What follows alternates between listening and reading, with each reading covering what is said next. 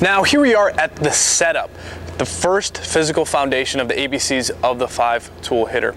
And what I'd like for you guys to do, before I continue any further, you guys all need to have a video analysis app, whether that's Coach's Eye, Ubersense, JC Video. You should all have a video analysis software on your phones. It's very, very easy to take that video and start being able to take a look at some of these things that we're going to cover, actually at all of these things that we're going to cover in the ABCs of the 5-tool hitter.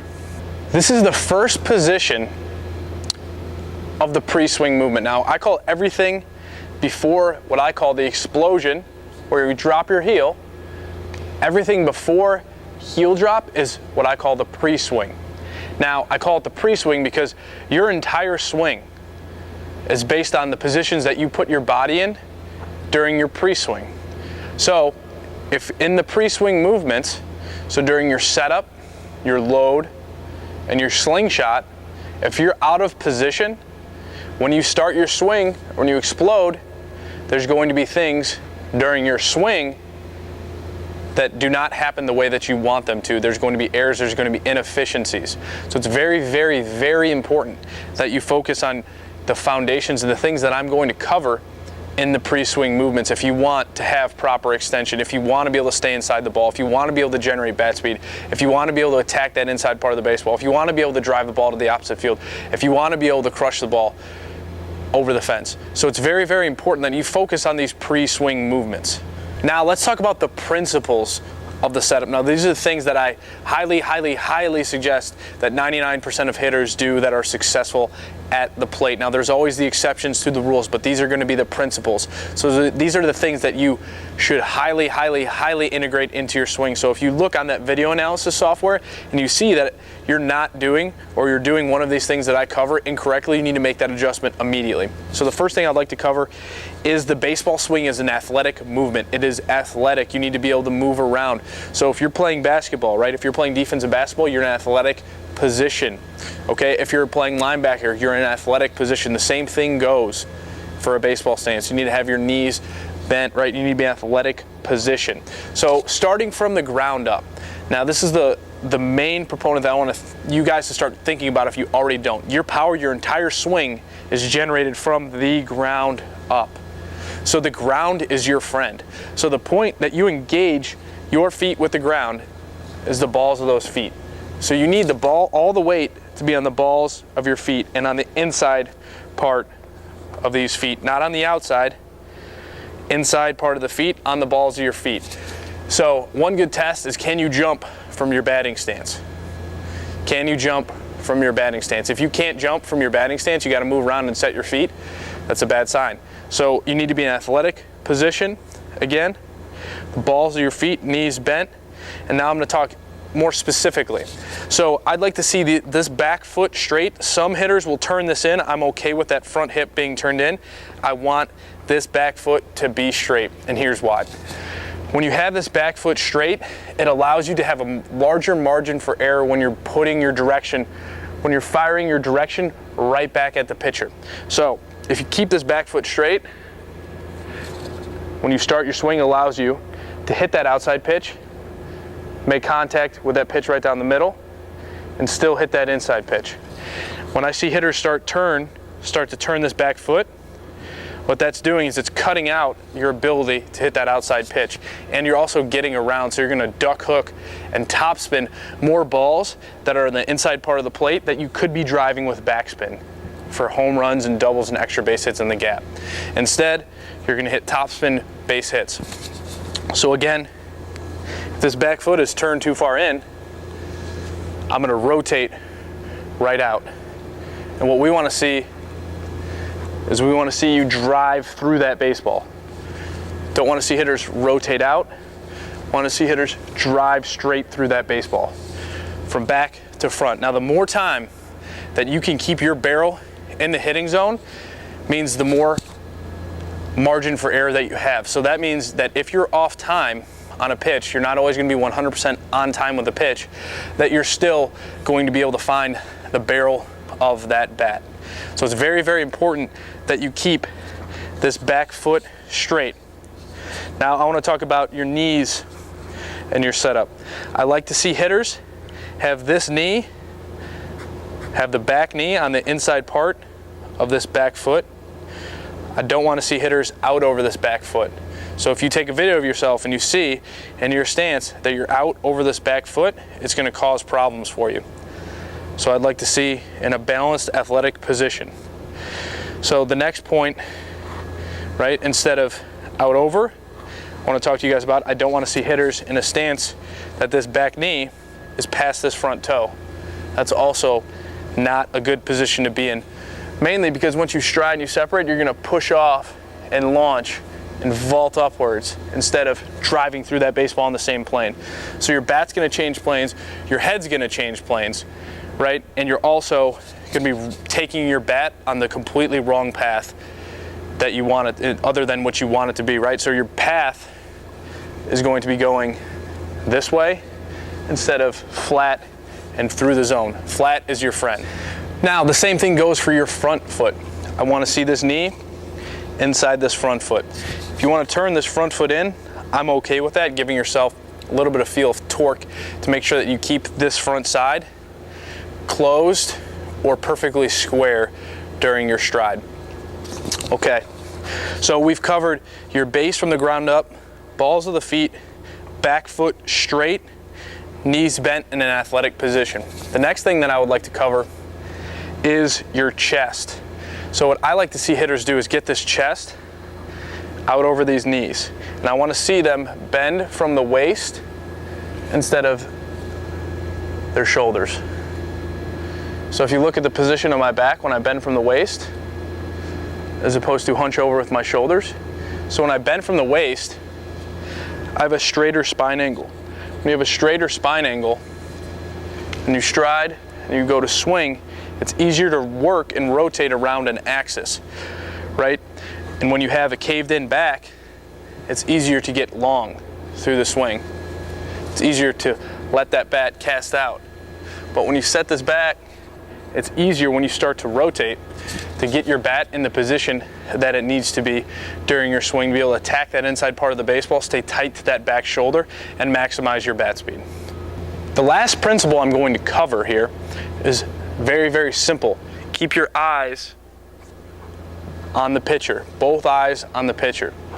Now, it seems like an unbelievably simple thing, but you'd be surprised at how many hitters don't have both of their eyes on that pitcher. So it's very, very important that you have both eyes. So when you're in your stance, your head is completely turned, both eyes looking directly at that pitcher, so you can pick up that pitch. And especially as you continue to climb up, whether you're in travel baseball now and you're going towards high school to college, college to pro, or whether you're 7 going to 10, pitchers get better. They start to throw different pitches. You need to have both eyes, first of all, on that pitcher so you can pick up the ball, and you have more time. You give yourself more time to react. So the longer you can see that baseball means the more time you have to react. And we all know that that's a very, very short time between when the pitcher releases the ball and you have the decision to make contact. Now we're going to cover the styles of the setup. So these are the things that, depending on whether they're comfortable to you, they're going to make you your own identifying characteristic. The first thing I want to cover is stance width. There is no perfect stance width. I suggest starting about a little bit wider than shoulder width. But if you take a look at a lot of major league hitters, they all have different stance widths. Some guys, right, will start with their foot open.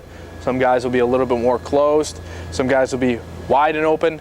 Some guys will be perfectly squared. Some guys will be wider and closed. Now that's not all the variations, but I just wanted to point out a couple. Now just to touch on the open and closed stance, I get that question a lot. I'm okay with an open or a closed stance as long as the hitter loads and strides in a straight line right back at that pitcher, and all of their energy is going straight back at that pitcher.